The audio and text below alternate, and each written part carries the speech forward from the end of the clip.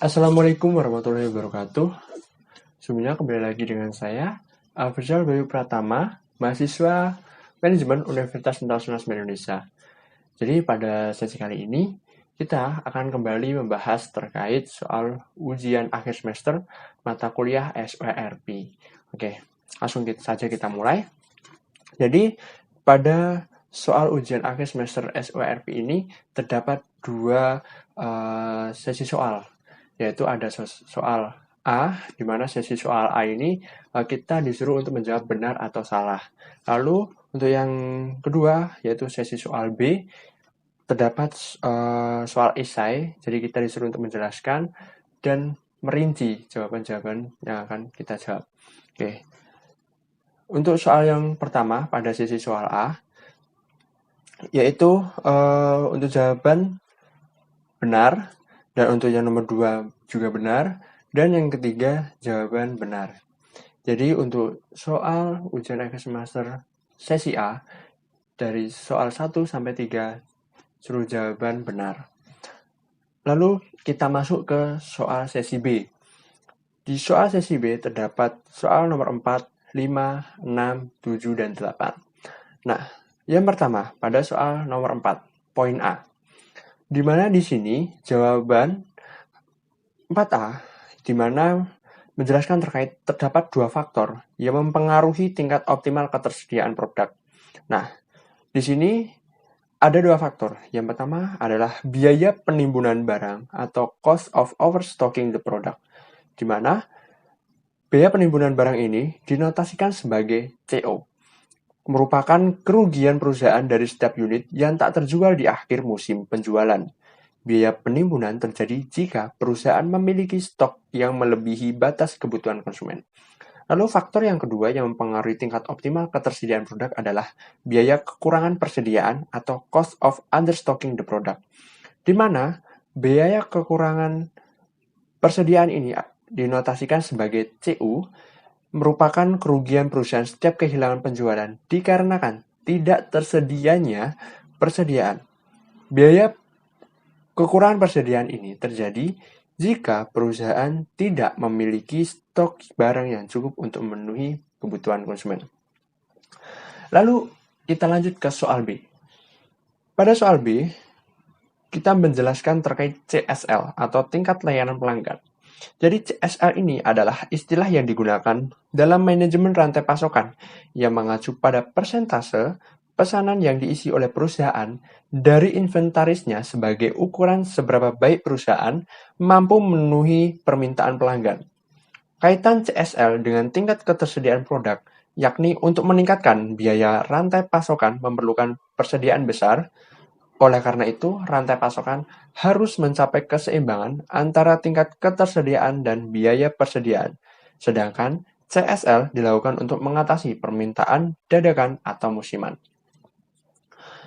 Lalu kita move ke soal nomor 5, di mana terdapat 2 poin soal. 5A. Resiko ketika kita menggunakan pihak ketiga. Nah, di sini ada beberapa resiko. Yang pertama adalah ketika kita menggunakan pihak ketiga, prosesnya rusak. Kedua, meremehkan biaya koordinasi. Yang ketiga, mengurangi kontak pelanggan atau pemasok. Selanjutnya, hilangnya kemampuan internal dan pertumbuhan kekuatan pihak ketiga. Selanjutnya, kebocoran data dan informasi sensitif. Lalu, kontrak yang tidak efektif. Selanjutnya, kehilangan visibilitas rantai pasokan. Dan yang terakhir, dari resiko penggunaan pihak ketiga adalah dampak reputasi negatif. Nah, untuk soal 5 poin B, di sini kita disuruh menjelaskan terkait langkah-langkah yang harus kita lakukan dalam melakukan mitigasi terhadap resiko-resiko tersebut. Nah, di sini ada beberapa. Yang pertama adalah acceptance, atau kita dapat menerima resiko tersebut. Lalu, yang kedua adalah avoidance, atau kita menghindari resiko tersebut. Lalu selanjutnya adalah limitation, di mana kita meminimalisir dampak resiko yang terjadi terhadap perusahaan. Lalu yang terakhir adalah mitigasi transference, atau membagi dampak risiko tersebut dengan pihak ketiga. Nah, selanjutnya adalah soal nomor 6.A. Di sini kita disuruh untuk menjelaskan terkait definisi-definisi dari CRM, ISCM, SRM, dan TMR. Nah, kita bahas satu persatu, di mana CRM memiliki definisi sebagai proses yang fokus pada interaksi downstream antara perusahaan dengan customer-nya, di mana terdapat proses marketing, proses penjualan, proses manajemen pemesanan, dan proses call and service center.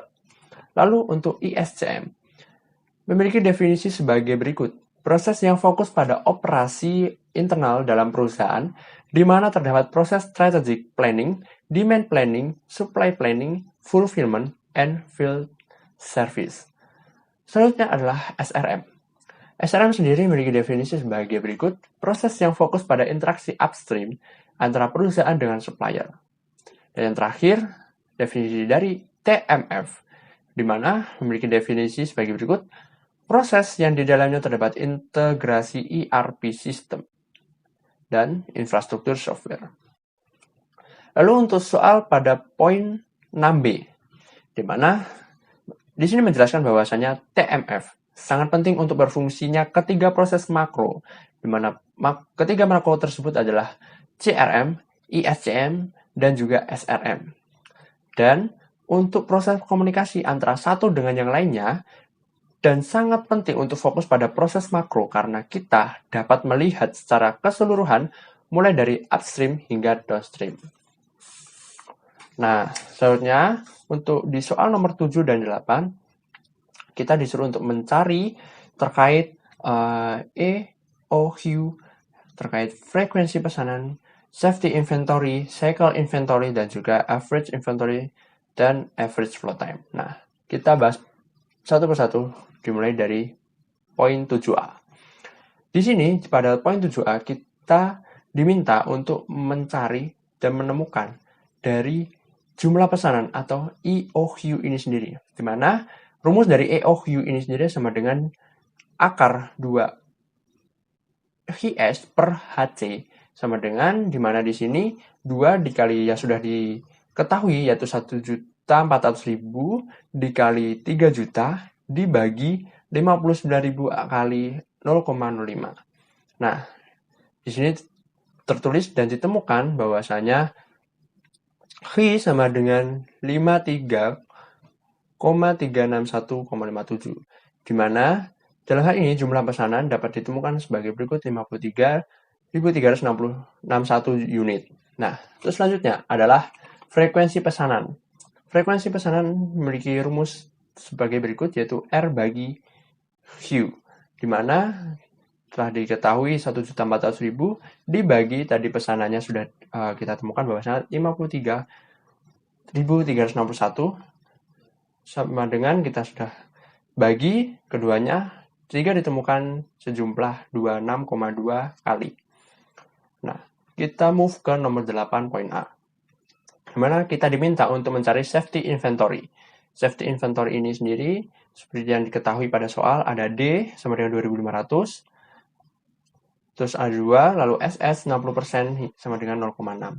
Nah, kita untuk mencari S atau safety inventory ini sendiri adalah dengan rumus D kali 2 tutup kurung buka kurung ditambah SS di buka kurung D kali 2 ditutup kurung. Sehingga dengan hal ini ditemukanlah sekitar 8.000.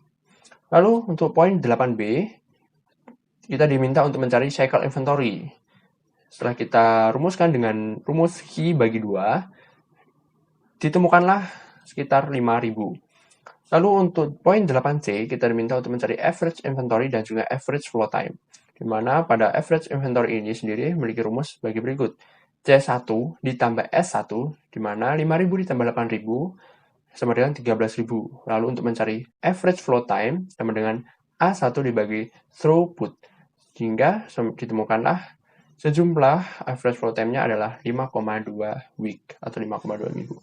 Nah, mungkin itu saja yang bisa saya sampaikan terkait pembahasan soal ujian akhir semester mata kuliah SURP sendiri. Sebelumnya, saya ucapkan mohon maaf bila ada salah kata, dan semoga bermanfaat untuk kita semua untuk pembahasan ini. Terima kasih atas perhatiannya. Wassalamualaikum warahmatullahi wabarakatuh.